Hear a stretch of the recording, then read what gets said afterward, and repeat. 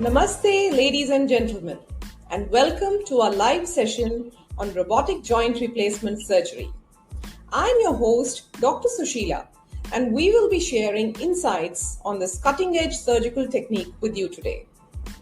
Before we begin, let me introduce our esteemed guest, a Padma Shri awardee, Dr. Yash Gulati, Senior Consultant Orthopaedic Surgeon with extensive experience in robotic joint replacement surgery. Welcome to the podcast, Dr. Gulati. Thank you very much. Wonderful.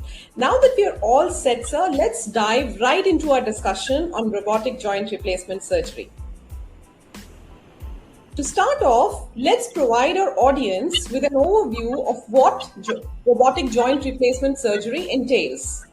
Could you please explain the basics of this surgical technique, sir? Okay, see, when we do joint replacement, what happens is that when joint gets destroyed for whatever reason, whether it is age related or whether it is due to disease like rheumatoid arthritis, we need to reproduce the anatomy of that joint.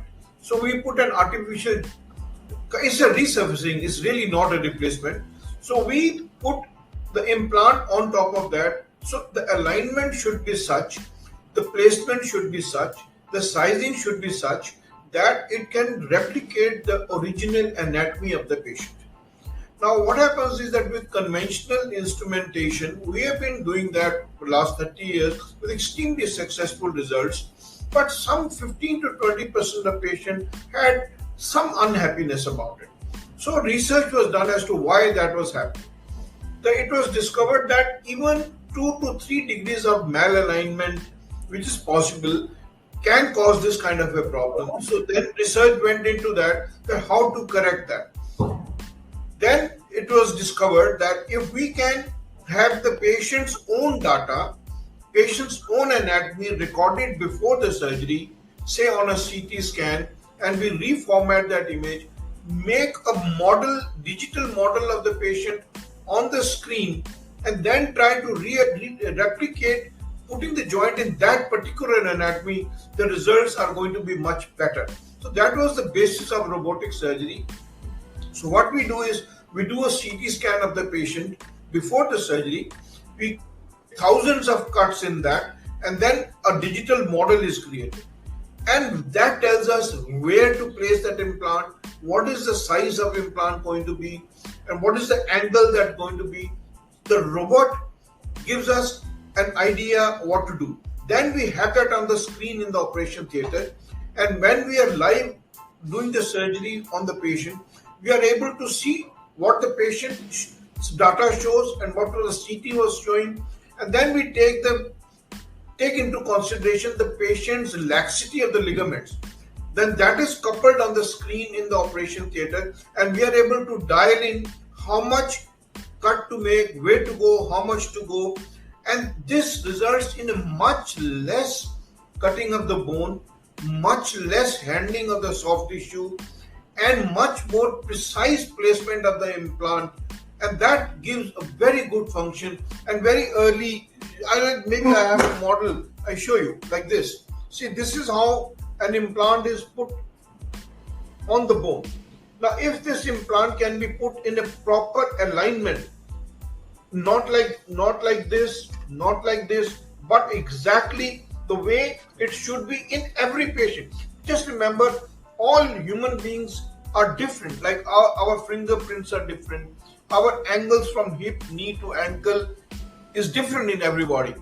So what was being done earlier was that we were taking average of that and we were putting on that angle. But now with the robot, it is possible to put precisely on the same angle that is for that particular patient. So this is a game changer. And also, once we have done that, the robot will not let you go wrong. It will let you go exactly the way it is planned. So that is the basis, the precision, less cutting of bone, less soft tissue handling, and doing exactly what has been planned and rehearsed before the surgery and even during the surgery. Right. So a lot of customization is offered to the patient in terms of the outcomes. So that's what I gather from the, and thank you for a very concise explanation about it. Let's move on to the next segment, sir. What are the benefits and advancements that have happened in robotic joint replacement surgery? But this is the cutting edge technology. This is the best that is offered anywhere in the world, and we are offering exactly the same surgery that would be done anywhere in the US or in some European countries, and that too in very limited number of centers. It's not available in all the hospitals, in even in advanced countries. So we would be amongst very few places in the world which is offering this kind of surgery. And because this is advanced, because it is planned before, because it is put in precisely, because the soft tissue handling is less, and because the bone removed is less, the rehabilitation is much quicker, the chances of having problem are much quicker, and the chances of the joint lasting much more is also very high. So this I would say is a game changer. And I have a feeling that in the next 15 to 20 years, all joints will be done by robot only. There will be nothing called non-robotic joint replacement surgery. So, sir, if you look at the traditional approaches, if you could just enumerate what are the advantages over the traditional approach vis-a-vis the robotic approach? Traditional approaches, I personally have been doing joint replacement for 30 years, and my patients will vouch, and the literature will vouch. The results have been excellent. There have been people who were wheelchair bound, bed bound, and they are now walking normally. There have been people who were in extreme pain and they are now living pain free. But the thing is, do we want to now achieve excellence, almost perfection? See, we for example, when in my younger days we had two cars in society, in our country, Fiat and Ambassador. So if we were satisfied only with that, we would be still moving in that. But now we move in a better car, better safety patterns, better mileage, better everything. So this is what it is. Those cars also took us everywhere. So now the facility, the technology is now going to give us even better results. The joints are going to last even longer. The function of the patient is going to be even better. So there's always we are in a pursuit of excellence, and this is not a baby step. This is a giant leap in getting to that particular goal, to achieve as good a joint as patient's own joint was before. And ultimate aim would be that if you do joint replacement once, it should last the lifetime. We are not there yet, but this is a big step in that direction. Thank you for sharing that, sir. It's incredible to witness how technology is continuously pushing the boundaries of medical innovation. What are the common concerns and misconceptions about robotic joint replacement surgery? I think the commonest concern would be the cost, because the cost of the robot it varies from about 5-6 crores to about 8 crores, depending on the number of softwares which are put in that and how many joints we want to do with that. So that is a major concern right now. But as we have seen with other technologies, as the use increases, as more people start using, as more companies start making these machines, they'll become cheaper. So this is the biggest concern. If cost is not a concern, I now feel that there is no question why we should not be using a robotic joint rather than a conventional joint. Right now, patient has to pay about 75,000 rupees more for one joint if he or she opts to get done with the robot, and about 1 lakh for both the joint. I mean, my take on this is, I have been doing a lot of navigation-based surgery before that. Over 1,000 we have done, and the extra cost used to be about 40,000. And I did not come across a single patient who said, "Don't do that because I'm going to have to spend another 40,000."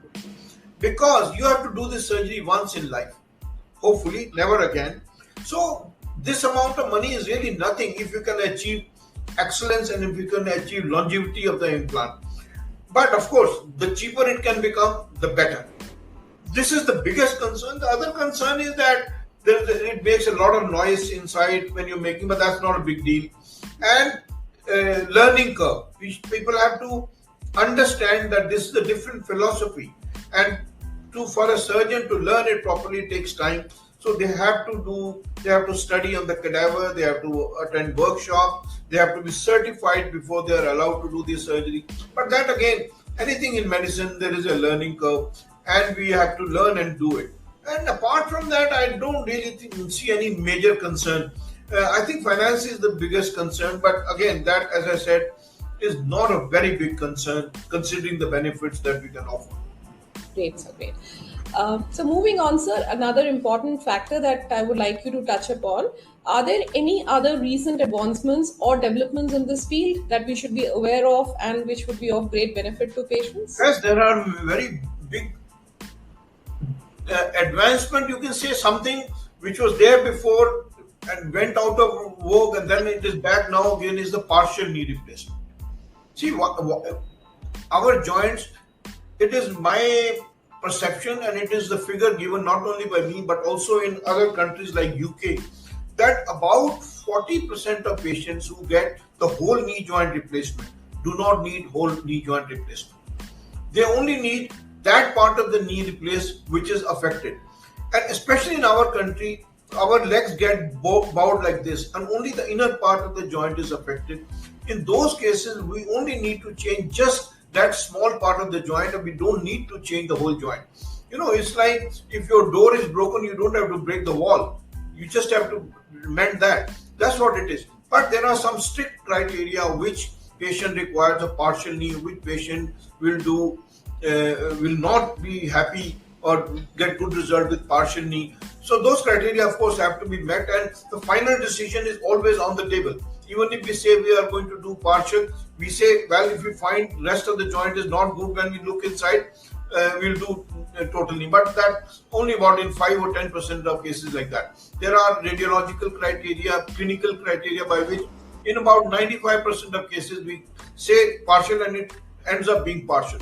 And the results of partial knee or what people say half knee replacement is that the function of the patient is almost replicated. You can sit cross-legged, you can play tennis, you can play light sports, you can run, you can jog, you can sit on the floor, and all these things are the gait is almost normal. And another good thing, that even partial knee can be done by a robot, and that improves it even further.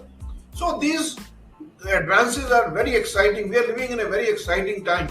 All these great innovations are happening, and patients are getting benefited out of that. And it's a great time to be for the patient as well as for the doctor to be in. Right.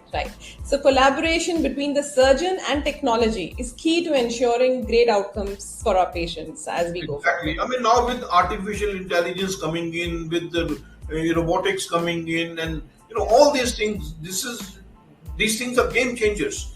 It's really happening. What I saw as a student when I did my masters, and what we do now, it is almost unimaginable that we never thought we'll reach here in my lifetime, but there we are. That's great, sir. So before we wrap up, would you have any final thoughts or key takeaways you'd like to share with our audience regarding robotic joint replacement surgery? I think the most important point actually I would want to share is that get joint replacement done only when it is absolutely necessary. And that is very important. You see, if we do a joint replacement when we can do without it, the results are not good. So joint replacement is done and should be done only when the joint has reached an end stage status. You have pain, you need painkillers, your mobility is restricted, and sometimes your sleep is disturbed. Only then. You see, never do joint replacement, and patients should never get joint replacement when they can do without it and their mobility is not that bad. They maybe need only say one painkiller a week. That's not the patient for joint replacement. When joint replacement is required, then we have to decide, for example, knee replacement. Can we do with only partial or half knee? Do we need to change the whole knee? Then once that question is answered, then do I get a robotic surgery done? My answer is emphatic yes. We should do robotic surgery if the hospital has the facility, if finance is not a big concern. And I think when you are spending say 6 lakhs for two knees or 5 lakhs for two knees, then spending another 75,000 is not a big deal, should not be a big deal for an operation which is a once in lifetime operation, hopefully. So that these factors should be taken into consideration. Of course, you have to see your surgeon's experience in robotic surgery, and all these things. And I can assure my audience that using robotic surgery for joint replacement is actually a game changer.